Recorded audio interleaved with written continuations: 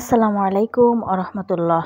আমি মমতা মুশতারি যশোর থেকে ওয়েলকাম করছি আমার ইউটিউব এবং ফেসবুক পেজ মমতা মুশতারি থেকে। কেমন আছেন আপনারা সবাই? কাছে দূরে দেশ দেশের বাহিরে যে যেখান থেকে আমার ভিডিও দেখছেন, আশা করছি আল্লাহর রহমতে সবাই ভালো আছেন। আমরাও ভালো আছি আলহামদুলিল্লাহ। প্রতিদিনের মতো আজকের একটা ব্লগ নিয়ে আপনাদের সামনে হাজির হয়েছি।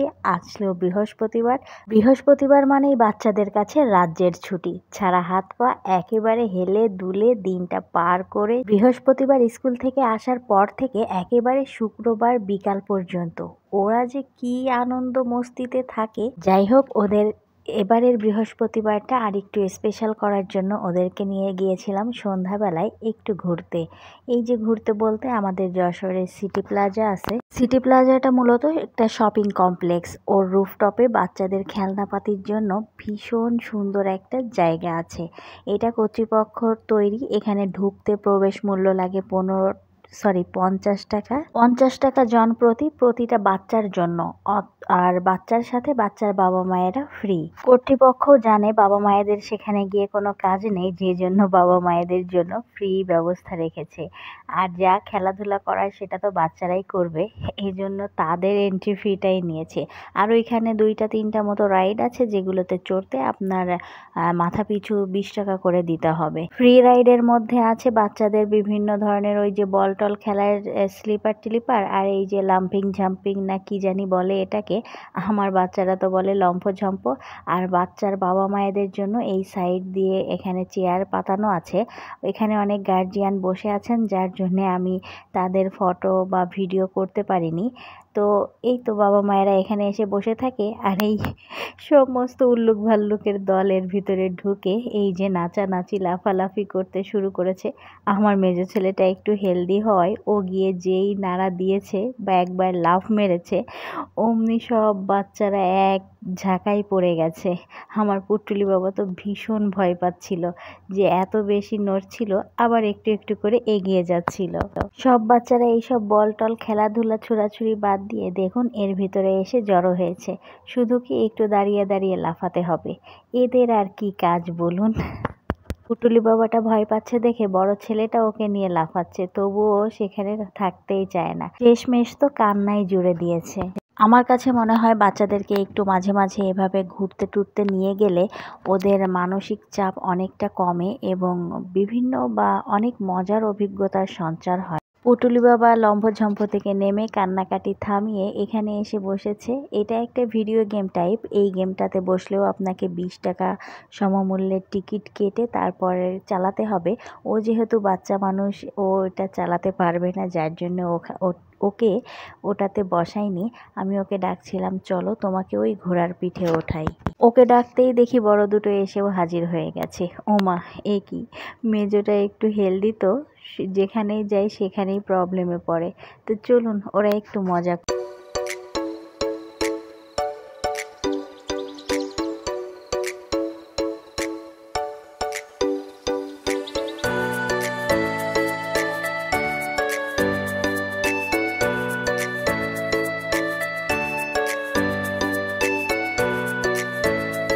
বড় দুই বাচ্চাকে দেখছিলাম আর ভাবছিলাম এরা শুধু বয়সেই বড় হয়েছে, মনটা সেই পুট্টুলি বাবার মতো ছোটই আছে এখনো। এই যে এই দেখুন, খেলনাপাতির এই অপোজিট পাশে আছে একটা রেস্টুরেন্ট। ভালোই টেকনিক খাটিয়েছে কর্তৃপক্ষ। বাচ্চারা এখানে এসে খেলাধুলা করে ক্লান্ত হয়ে খিদা নিয়ে তারপর তাদের রেস্টুরেন্টে গিয়ে খাওয়া দাওয়া করবে। খুব ভালো একটা ব্যবসা।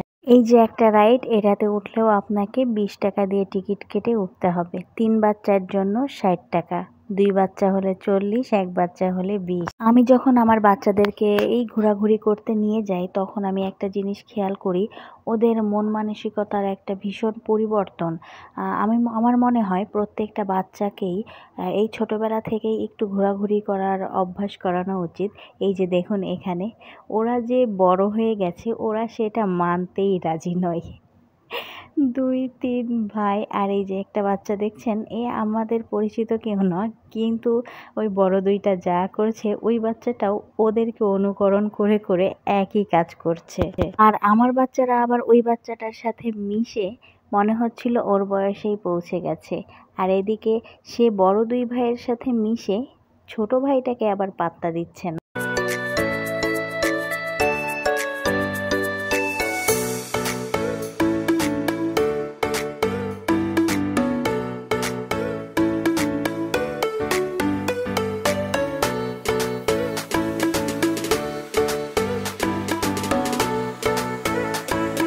বাচ্চারা তো বাচ্চাই, কোনো ক্লান্তিই যেন ওদেরকে স্পর্শ করতে পারে না। এই যে এখন যে রাইডটাতে উঠেছে এটা কিন্তু একটা কমন রাইড, এগুলো ফ্রি। ওই যে ঘোড়া আর তারপরে ওই যে মুরগির মতো একটা যেটাতে গোল গোল করে ঘুরলো, আর এই যে এটা পুটুলি বাবাটার ভীষণ পছন্দ হয়েছে। সে ঘুরে ফিরে খালি এই রাইডটার ভিতরেই যাচ্ছে, আর এটা তো ও চালাতে পারবে না কোনো রকম, তারপরও সে এটাতেই বসে থাকবে। হঠাৎ খেলছে খেলছে খুঁজে পাচ্ছি না দেখি এটার ভিতরে এসে বসে আছে। তার এই রাইডটা ভীষণ পছন্দ হয়েছে। বাচ্চাদেরকে খেলাধুলার ওখান থেকে টেনে হিঁচড়ে বের করে এনেছি। রাত তো বাড়ছে, বাড়ি তো আমাকে ফিরতে হবে ওদেরকে নিয়ে। তো ওদেরকে বললাম চলো একটু এই ছাদটা ঘুরে দেখি। এদিকে দেখুন রেস্টুরেন্টের এই সাইডটা কি দারুণ লাগছে। এখানে কি সুন্দর ঝর্ণার মতো ঝিরঝির করে পানি পড়ছে। বাচ্চারা আবার দাঁড়ান, ওই ভিতরে গিয়ে যখন বাচ্চাদেরকে বসে নিয়ে খাওয়াবো তখন ভিতরের থেকে আপনাদের ভিউটা দেখাবো। আগে একটু ছাদটা ঘুরে দেখে নিই। বিশেষজ্ঞরা বলেন ছোটবেলা থেকেই বাচ্চাদেরকে সাথে নিয়ে ঘোরাঘুরি করা উত্তম, কেননা এ সময় তাদের শিক্ষা গ্রহণের সময় ও এ সময় তাদের সবকিছু গ্রহণের সক্ষমতা থাকে। এই ছাদটা দেখুন কি দারুণ লাইট দিয়ে লাইটিং করা, আর কয়েক মিটার পর পর অনেকগুলো দোলনা রাখা আছে। ঢুকে পড়েছি আমরা এবার রেস্টুরেন্টটা আপনাদেরকে এক ঝলকে দেখিয়ে দিচ্ছি। আবার কেউ চাইলে বাইরে বসেও খাবার খেতে পারবে।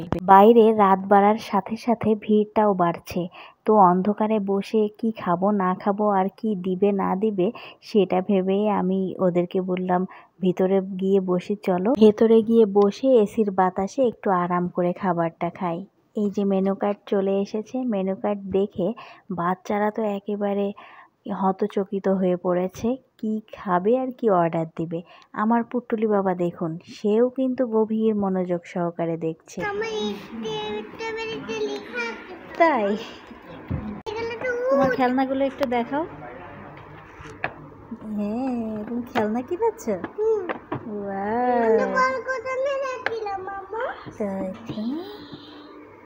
আর একটা কি কিনেছ? হাতি ঘোড়ার সাথে আর কি কিনেছ? ওই যে গাড়ি, একটা গাড়িও কিনেছ? দেখছো কি ফাইন না তোমার গাড়িটা?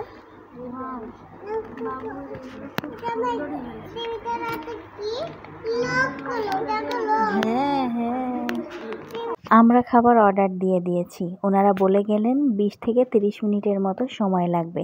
আর এদিকে দেখুন বাচ্চারা তো বাচ্চাই, তাই না বলুন? এই যে খেলনাপাতিগুলো কিনেছে সেগুলো বাড়িতে গিয়ে কি খুলবে, ওদের তো তরই সইছে না। এখানে 3 ভাই 3টে নিয়ে খেলাধুলা শুরু করে দিয়েছে। আর দেখুন কাচের ওপাশে যেটাকে ঝর্ণার মতো করে আর কি ফোয়ারার ফিল দেওয়ার চেষ্টা করেছে, সেটাও কি দারুণ দেখতে লাগছে, তাই না বলুন? আসলে কিছু কিছু জিনিস হয় জানেন তো, যেগুলো শুধু অপলক দৃষ্টিতে উপভোগ করতে হয়, যেগুলোকে ভাষায় প্রকাশ করা যায় না।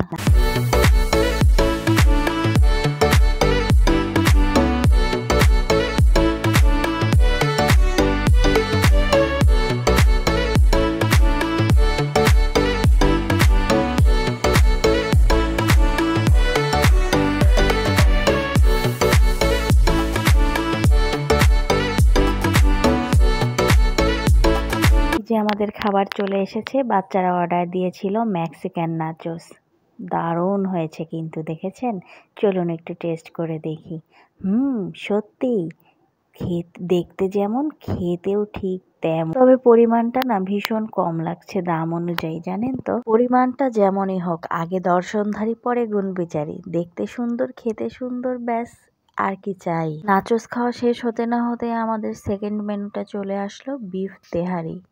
বিফ তেহারি আমি অনেক জায়গায় ট্রাই করেছি, তো এটারও একটু ইচ্ছা হলো যে এটা খাই। বিশেষ করে পুটুলি বাবার জন্য এটা নিয়েছি, ও ওই নাচোস টাচোস খেতে পারে না। এখানে দিয়েছে বিফ তেহারি, একটু সালাদ, আর এই আচার যেটা দেখছেন এটা হচ্ছে আমড়ার চাটনি। তারপর আমাদের লাস্ট এবং মেনুটা চলে এসেছে। এখানে ছিল বিফ সিজলার পিৎজা। পিৎজাটা দেখতে যতটা দারুণ, খেতে কিন্তু মোটেও অতটা দারুণ ছিল না। পিৎজা আমরা সাধারণত যেটা খাই, চিজে ঠাসা বা চিজের জন্য চিউইনেস যেটা, এইটা এর ভিতরে ছিল না। মনে হচ্ছিল পাউরুটির টুকরা সসে ডুবিয়ে ডুবিয়ে খাচ্ছি। এটা হয়তো ওনাদের ফ্রোজেন পিৎজা ছিল, আমি জানি না আমি সঠিক কিনা। তারপরও বলবো আলহামদুলিল্লাহ, রুজিতে যেটা ছিল সেটাই পেয়েছি, সেটাই খেয়েছি। আপনাদেরকে একটা কথা বলি, আপনারা যখন কোনো রেস্টুরেন্টে যাবেন বা খাবেন, মেনু কার্ড মিলিয়ে তারপরে বিলটা মেটানোর চেষ্টা করবেন। মেনু কার্ডে যে বিলগুলো থাকে ওটা আপনারা নিজেরা হিসাব করবেন। কেন বলছি জানেন? এই রেস্টুরেন্টে এসে আমরা বসার সাথে সাথে একজন ওয়েটার এসে অর্ডার নিল এবং উনি বললেন যে এত টাকা হয়েছেন। তো আমি মানে স্বভাবতই নিজেরা আর হিসাব করিনি, না হিসাব করে কি করেছি, ওয়েটারের হাতে টাকাটা দিয়ে দিয়েছি। খাবার এসেছে, খাবার খেয়েছি, রেস্টুরেন্ট থেকে চলে এসেছি, বিল টিল মিটিয়ে পরক্ষণে আমার বড় ছেলে বলছে, আচ্ছা আম্মু, আমরা যে এই কয়টা খাবার খেলাম তার জন্য বিল হলো এত। তো আমি ও বলার সাথে সাথে হিসাব করে দেখি, তাই তো আমাদের যেটা বিল হয়েছে তার থেকে 50 থেকে 100 টাকা ওয়েটার বেশি নিয়েছে। যাই হোক, বাড়ি ফিরে চলে এসেছি, তো এখন তো আর সেটা বলে কোনো লাভ নেই। তবে আমি এর পরবর্তীতে আবার একদিন যাব, যেয়ে এই রহস্যের উদ্ঘাটন করব। যাই হোক, আমরা একটা স্ক্যামের শিকার হয়েছি। আপনারাও যাতে এই ভুলগুলো না করেন, এই জন্য আপনাদেরকে বলে দেব। যাই হোক, চলুন, বাড়ির পথ ধরেছি। ভিডিও থেকে বিদায় নিচ্ছি।